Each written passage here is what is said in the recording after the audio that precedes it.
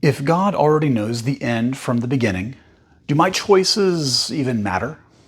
Many people quietly wrestle with this tension, but the Bible holds both truths.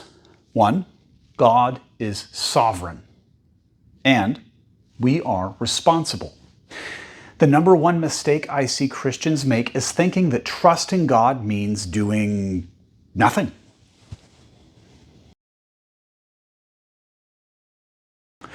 Isaiah 46 verse 10 declares, declaring the end from the beginning, and from ancient times things not yet done, saying, my counsel shall stand, and I will accomplish all my purpose. God's sovereignty means he is never surprised. History is not unraveling, it is unfolding under God's authority. His foreknowledge gives security, but it is not fatalism. Our responsibility. Choose this day whom you will serve. Joshua 24, verse 15. If choice were an illusion, Scripture would not speak this way. God dignifies humanity with responsibility. Your choices really matter. Joshua told everyone, choose this day. Sovereignty does not mean puppetry. God's foreknowledge does not cancel human freedom. Think of it like a master chess player. He knows every possible move, and he knows how to win, no matter what anyone else does. But each move you make is still real. The Bible consistently holds both God's sovereignty and our choices. God's plan stands, and people's choices do matter. Consider Pharaoh in Exodus. God said he would raise Pharaoh up to display his power.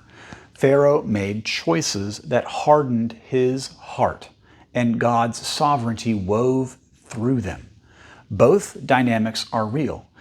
Now, a specific note on the story of Pharaoh. Many people will say, well, God hardened Pharaoh's heart. Not so fast. Every time God actually did something to Pharaoh's heart, that English word that is hardened in Hebrew means strengthened. There's a totally different word for hardened.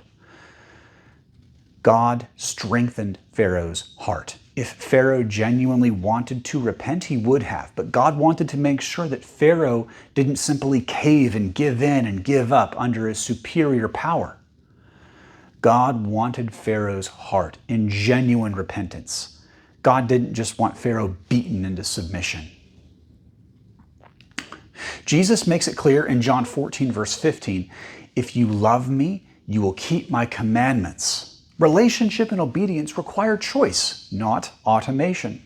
If you lean only on sovereignty, you drift into passivity, saying God will handle it, so I do not need to act. Remember, Jesus said, consider the lilies, how they neither toil nor spin, yet Solomon in all of his glory was not arrayed as one of these. This is not Jesus saying to be lazy, but it is a spiritual truth that people spend all of their time trying to become what God already made them to be. And he's not teaching laziness here. Look at his life. Jesus was very, very busy. If you lean only on choice, you drift then into anxiety, because then you're saying it all depends on me. I have to do everything. And neither of these is correct. Sitting around doing nothing, thinking that God's just going to do everything for you is not correct. And then the other end of that spectrum saying, well, God needs me to do everything. It's all up to me. There is a biblical balance here. God is sovereign, so I have assurance. My choices are real, so I also have responsibility. I've heard it also phrased this way by a very, godly and wealthy man. Pray as if everything is up to God. Behave as if everything is up to you. And weave those two things together. Am I passive? Am I excusing inaction under God's sovereignty? Or am I anxious, carrying a weight He has already secured? Jesus tells us that if our yoke is heavy, we're carrying something we shouldn't be carrying. We're supposed to give it to Him. How do we correct this? Return to the balance. Trust His sovereignty and own your responsibility. Today, God's sovereignty is secure. His counsel will stand, but He will still ask you to choose this day whom you will serve. Step into the tension with confidence. God reigns, and your choices still matter. Sovereignty gives assurance.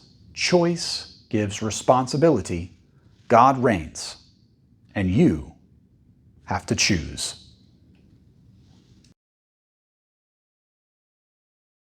If this stirred something in you, do not stop here. I want to equip you to build spiritual strength the way an elite soldier trains his body, with focus, discipline, and results.